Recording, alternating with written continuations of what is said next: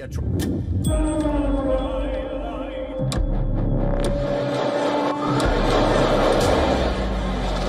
See a man charge a security checkpoint armed with multiple weapons. The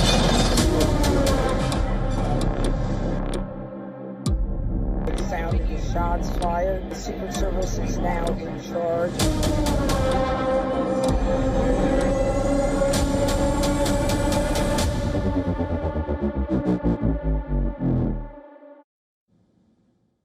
A preliminary investigation into the shooting at the White House press dinner suggests that the gunman planned to assassinate U.S. President Donald Trump and multiple top officials.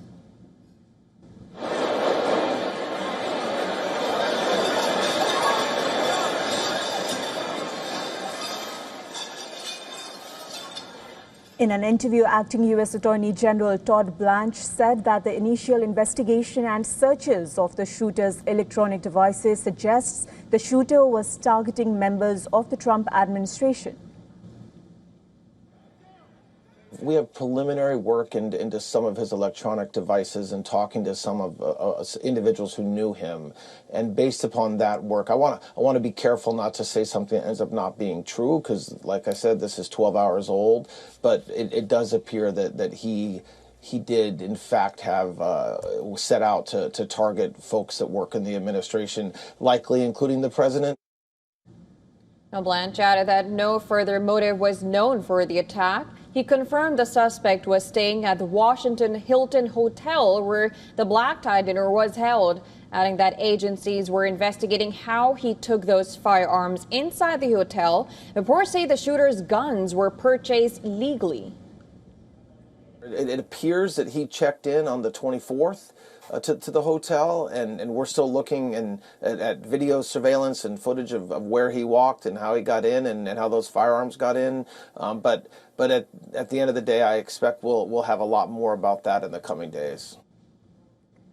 Now, White House Press Secretary Caroline Leavitt has also said that the shooter sought to assassinate Trump and kill as many top administration officials as possible. In a post on X, Leavitt called for an end to political violence and thanked law enforcement officials for their swift response. Now, reports suggest that minutes before the shooting, the accused sent an anti-Trump manifesto to his family members. According to the New York Post, the accused had written in a note that his targets would be prioritized from highest ranking to lowest. U.S. President Donald Trump also said that the shooter had written an anti-Christian manifesto. In an interview to Fox News, he called the shooter a sick guy who hates Christians and that his family previously expressed concerns about him to law enforcement officials. The guy is a sick guy. When you read his manifesto, he hates Christians. That's one thing for sure. He hates Christians, a hatred. And I think his sister or his brother actually was complaining about it. You know, they were even complaining to law enforcement. So he was a very troubled guy. Meanwhile, the FBI, which is probing the incident, visited residents living near the home of the shooter and were seen questioning the residents in relation to the incident. Now, federal agents arrested the shooter identified as Cole Thomas Allen after he ran through security checkpoints. Allen was headed toward the hotel's packed ballroom where President Donald Trump, First Lady Melania, Vice President J.D. Vance and several cabinet members were attending the annual event. Now, despite the security incident, U.S. President Donald Trump has said that a planned visit by King Charles III will proceed as per plans. Now, King Charles and Queen Camilla are slated to begin their 4-day state visit to the U.S. beginning Monday. The trip, which comes as the U.S. approaches the 250th anniversary of its independence from Britain, is meant to celebrate the strong relationship between the two countries. King Charles is coming, and he's a great guy, and we look forward to it. He's really a fantastic person and a tremendous representative. And he's brave. You know, he's fought something that's very tough to fight. To discuss more on this, we are now being joined by Stephen Golub, live from California. He's a political analyst and lawyer. Welcome to WION The World is One, sir. How does an armed man get that close to the President of the United States? Boy, that's a question everyone's asking. Those who are defending the Secret Service and the other security arrangements involved say that, look, he didn't even get to the same floor that Trump was on. And that the system worked as it should. On the other hand, he was within inside this hotel. He did get apparently to the top of the stairway leading down to the floor where the ballroom was and where the president and other top officials were. So frankly, I'm reading varying accounts, some saying, well, the system worked, and some saying, no, it didn't work. One of the many variations in describing what went on is this was not given the highest security rating in terms of preparing by the administration itself in terms of preparing for this event. On the other hand, some other folks are saying, well, the White House Correspondents Dinner never gets the highest security rating for various reasons. Rating by rating, I mean preparation or status in terms of what's done. So we'll see over the course of the coming days whether the security arrangements were adequate. Right now, there are lots of questions to be asked, and hopefully we'll get some answers. Absolutely. Of course, the investigation is still going on. And one of the investigators, they say that the gunman who tried to storm the dinner had attended by Trump had planned to assassinate President Trump and also top officials. Now, again, this is not the first time. There are two times that this has been caught on camera. And when we take a look at political violence as a whole, we kind of remember Nancy Pelosi's house getting raided. We also remember Charlie Kirk being shot last year itself. According to you, how do you assess the state of political violence in the United States at the current moment? Oh, well, that's another good question, and it's an even sadder one in some ways. There has been escalation in political violence, particularly on the right, over the course of the past decade, with more and more documented cases of people being politically motivated, I should say, from the right wing of the U.S. Populace, attempting or succeeding at committing acts of violence. That's not to say people on the left don't do it, but it has been coming much more from the right. With this fellow, he doesn't seem to have been part of any organized group at all. He does seem clearly to have had political motivations, given the manifesto he issued, given the statements he circulated. I think he sent messages to family members or other folks shortly before launching this attack. So we've got a bad combination of circumstances in the U.S. On the one hand, some rising intensity of political hatred from one side to the other, and as it's manifested, more coming from the right than from the left.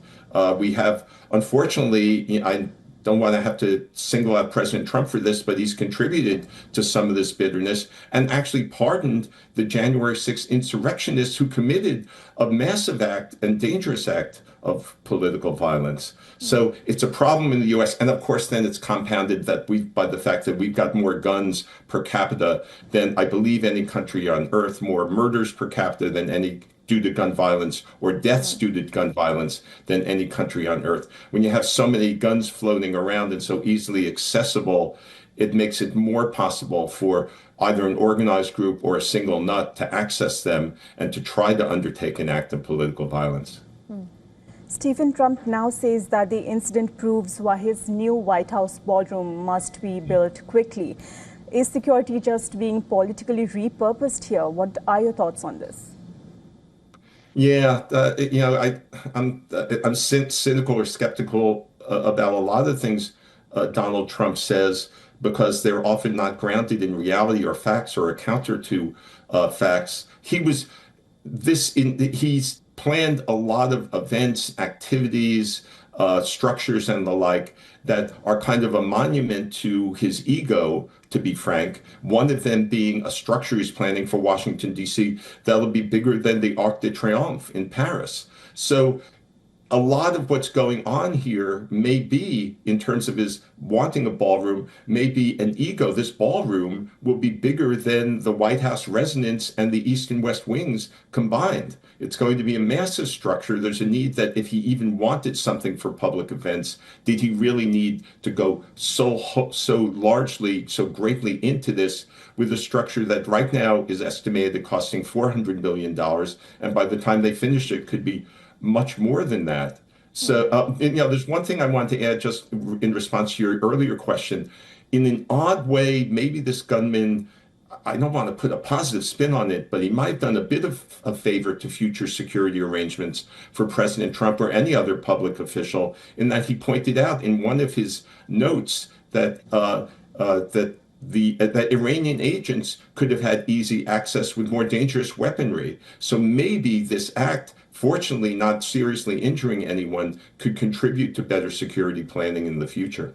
But then again, it also shows how much of a danger it has to be to show how much of security lapse is there, because this event is not just about Donald Trump. It's all of the top U.S. officials, the Secretary of War. You have the state of course, Marco Rubio. You have the spokesperson, and there are reports of this man being there as a guest at the hotel. Somebody with all these weapons as a guest and gets entry inside. And when we see the CCTV footage, we see this person, going past the security, and it looks almost like, how was it able to do that, considering the fact that he had weapons there? And there are a lot of reporters who were there. Of course, the press and media were present at the event. What they said was that they just needed one piece of paper of the event, and they just got in without even a ID check. There seems to be a very lack of security, considering the fact that there were very top officials at the dinner. Yeah, you're right about that. There are some forms of security officials who are saying that the system worked, but you're showing that, in a sense, the broader system didn't work, that someone could get this close to the ballroom, and that the system for checking people's IDs and the like to make sure that they were legitimately there seemed kind of lax. So that's one thing that certainly will be examined going down the line. There's one other irony to this, a sad coincidence to this, is in that when President Ronald Reagan, when there was an assassination attempt that almost succeeded on his life, he was badly injured more than 40 years ago. It was outside the Washington Hilton, the same hotel where this event took place. Absolutely. Of course, we'll have to wait for the investigation to find out whether or not, there was a lapse or what kind of charges we'll have to see. But thank you so much for joining on the Barcast and giving your insights into this. Appreciate it. Thank you.